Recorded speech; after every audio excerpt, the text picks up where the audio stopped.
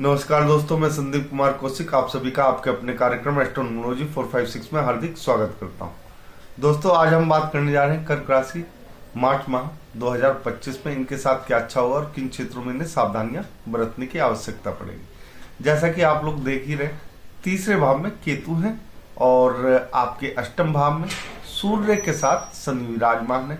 नवम भाव में राहु, बुध और शुक्र एक साथ है। 11वें भाव में गुरु है। 12वें भाव में आपको मंगल है। कुछ इस प्रकार से ग्रहों की स्थिति बनी हुई है। साथ ही साथ अगर देखा जाए तो आप लोग देख ही सकते हैं 15 तारीख को सूर्य जो है मीन राशि में चले जाएंगे। इसी प्रकार से 29 तारीख को शनि भी मीन राशि में प्रवेश कर जाएंगे। यहाँ पे आपके लिए बहुत कुछ है दोस्तों।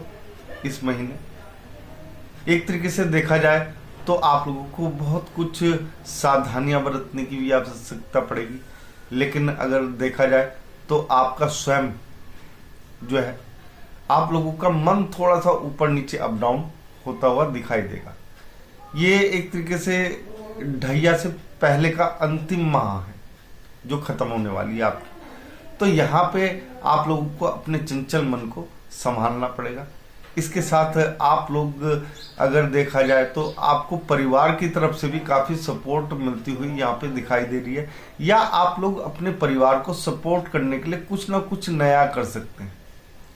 ऐसा नहीं होता कि द्वितीय भाव से हमेशा परिवार से मिलता ही है। कई बार ऐसा होता है कि आप लोगों को भी सपोर्ट करना पड़ता है, उससे आप लोगों का परिवार जो है एकजुट होता है दोस्तों। और यही एकजुटता की जो ताकत होती है वो आपके बुरे वक्त में आपके काम आती है या अच्छे वक्त में आपके काम आती है। तीसरे भाव में केतु है, तो केतु आप लोग समझ ही सकते हैं, केतु जो है थोड़ा सा खींच देता है किसी भी चीज को। छोटे भाइयों के साथ आप लोगों को थोड़ा सा संवाद बना के रखना पड़ेगा, क्योंकि बिना संवाद के यहाँ पे आपके साथ झगड़ा उत्पन्न हो सकता है। तो किसी भी कार्य को करते समय इतना लंबा ना खींचे कि सामने वाला जो है उस चीज से घबरा जाए या आप खुद ही इस चीज से घबरा जाए। इस चीज का भी विशेष ख्याल रखना पड़ेगा। माता के साथ संबंध अच्छे हैं और पंचम भाव देखा जाए तो यहाँ पे आपके गुरु की दृष्टि जो है सीधी दृष्टि पड़ी हुई है। तो ऐसे में अगर पढ़ाई लिखाई है तो उसमें कोई दिक्कत आने की कोई संभावना नहीं, और काफी सुचारू रूप से, जिसे कहते हैं ना कि एक अलग तरीके से आपका जो पढ़ाई का जज्बा है वो चलता हुआ नजर आएगा। लेकिन हाँ, आपको जो अगर प्रेमिका या प्रेमी है आपस में, थोड़ा सा आप लोगों को संभल कर संवाद करने की आवश्यकता पड़ेगा, क्योंकि यहाँ पर अगर आप लोग संभल के संवाद नहीं करोगे तो हो सकता है कि ये रिश्ता आपका ज्यादा दिन ना चल पाए। हो सकता है ये 29 से पहले ही, यानी कि 29 तारीख से पहले ही आपका रिश्ता टूट जाए। इसलिए मैंने कहा दोस्तों, थोड़ा सा संभल के आप लोगों को यहाँ पे बातचीत करनी पड़ेगी। छठा भाव जिस पे मंगल की भी दृष्टि है, तो ऐसे में दोस्तों मंगल नौकरी के लिए तो अच्छा होता है। यानी कि भूमि से संबंधित जो कार्य कर रहे हैं, या आप किसी कंस्ट्रक्शन कंपनी में है या कुछ भी है इस प्रकार से, तो वहां पे आप लोगों को काफी लाभ मिलता हुआ यहाँ पे दिखाई दे रहा है। उसमें तरक्की आप लोग करेंगे। हो सकता है कि थोड़ी सी गर्मा गर्मी हो जाए, लेकिन ऐसा नहीं है कि बहुत ज्यादा आप लोगों को दिक्कतों का सामना करना पड़े, क्योंकि यहाँ पे मंगल की दृष्टि है।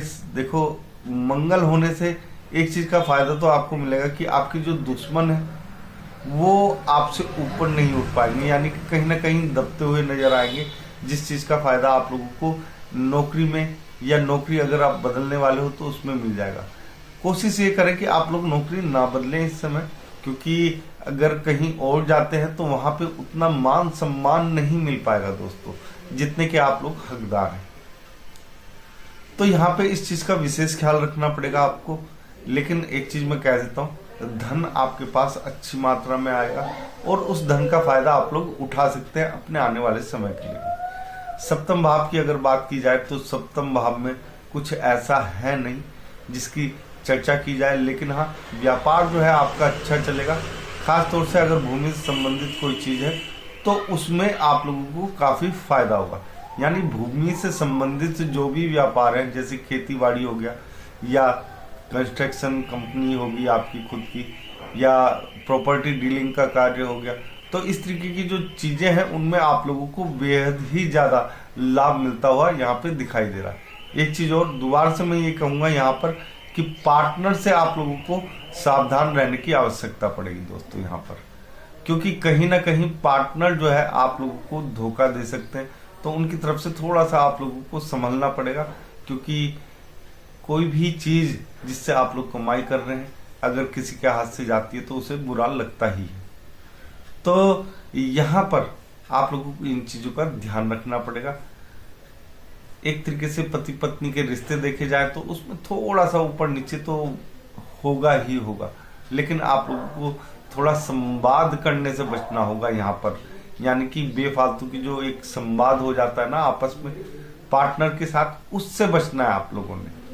उससे बचोगे तो काफी कुछ अच्छा ही रहेगा आपके लिए, ठीक है। तो यहाँ पे आप लोगों को एक और बात, अगर कोई पुरुष है तो उसे स्त्रियों को खास तौर से सम्मान अगर करते हैं तो उन्हें बेहद ही ज्यादा लाभ यहाँ पे होता हुआ दिखाई देगा। अष्टम भाव में सूर्य और शनि दोनों विराजमान, थोड़ा सा वाहन जो है आप लोगों को संभल के चलाना पड़ेगा। यहाँ पर वाहन से कोई दुर्घटना हो सकती है छोटी मोटी, लेकिन ऐसा नहीं है कि कुछ बड़ी दिक्कत आए। लेकिन फिर भी दोस्तों आप लोगों को एक चीज साफ तौर पे बता दूं, 15 तारीख तक तो आपको बेहद ही ज्यादा सावधान रहने की आवश्यकता पड़ेगा।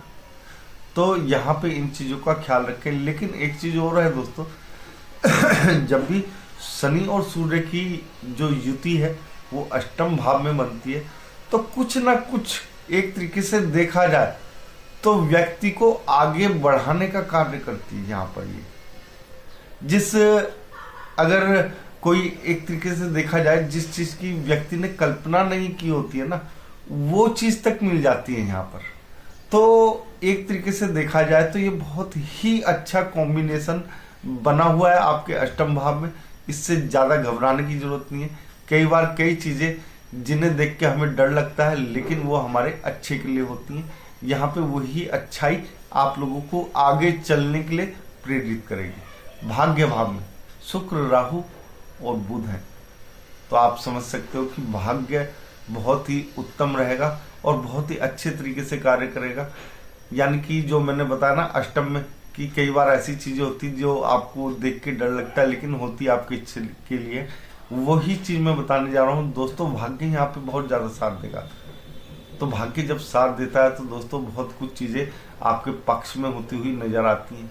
और कई बार तो इन चीजों का इतना फायदा हो जाता है कि व्यक्ति अपनी पूरी उम्र नहीं भूल पाता है। यानी कि अगर एक तरीके से देखा जाए तो ये आखिरी महीना है आपकी ढैया खत्म होने से पहले, और इसमें बहुत कुछ आप लोगों को मिलने वाला है। तो भाग्य भाव से आप ना घबराएं, ना अष्टम भाव से घबराएं। ये आपको बहुत कुछ या बहुत बड़ा कुछ देने आ रहा है, और कुछ हो सकता है बहुत बड़ा आप लोगों को यहाँ पे मिलता हुआ भी दिखाई दे। बात करते हैं दसम भाव की। जिस तरक्की के लिए आप तरस रहे थे वो मिलनी अब चालू हो रही है, और उस तरक्की का आप लोगों को आनंद उठाना भी चाहिए, क्योंकि 2.5 साल आप लोगों ने भी थोड़े से कष्ट झेले, और इन कष्टों से मुक्ति के लिए हर व्यक्ति जो है एक तरीके से ललायित कहते हैं ना, वो रहता है। तो आप लोगों के लिए बहुत ही अच्छा समय है। इस जो जीत का जश्न है उसे अच्छे तरीके से मनाइए, उस जीत के स्वाद को अच्छे तरीके से चखिए, उस जीत में थोड़ा सा एक कहा जाए तो संयम बरते और उस जीत का आनंद लेते रहें संयम के साथ। 11वें भाव में गुरु है। हालांकि कई बार देखा गया है कि 11वें भाव में जब भी गुरु आते हैं तो कुछ ना कुछ धन से संबंधित परेशानियां दे देते हैं। लेकिन यहाँ पे एक छोटी सी बात है दोस्तों, गुरु तब परेशानी देते हैं जब सच्चाई के साथ आप लोग ना हो। यानी कि सच्चाई से कमाया हुआ जो धन होता है ना, वो आप लोगों से कोई भी नहीं छीन सकता। यानी कि 11वें भाव में कुछ इस प्रकार से रहता है गुरु का। गुरु से अगर आप लोगों को धन लेना है यहाँ पे और बहुत ज़्यादा लेना है तो एक ही उपाय है गुरु का कि सच्चाई के साथ आप लोग धन कमाएं। थोड़ा सा भी इधर उधर हो जाओगे तो वो धन जो है ना आपके पास टिकेगा नहीं। उस धन को रोकने के लिए आप लोगों को ये कार्य तो करने ही पड़ेंगे। बात करते हैं दोस्तों 12वें भाव की, जहां पर मंगल स्वयं विराजमान है। तो मंगल जो है देखो विदेश के कारक हैं, आप सभी को मालूम है। और 12वें भाव का मंगल जो है एक तरीके से देखा जाए तो गुरु की राशि होती है और यहाँ पे अंक लिखा हुआ है 3। ठीक है, तो यहाँ पर आप लोग अध्यात्म से जुड़ेंगे।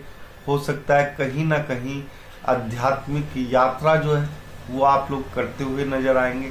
साथ ही साथ उन चीज़ों का आनंद लेंगे और कुछ ना कुछ ऐसी चीज़ें रहेंगी आपके साथ इस महीने कि आप लोगों को जो आनंद है वो याद रहेगा काफ़ी समय तक।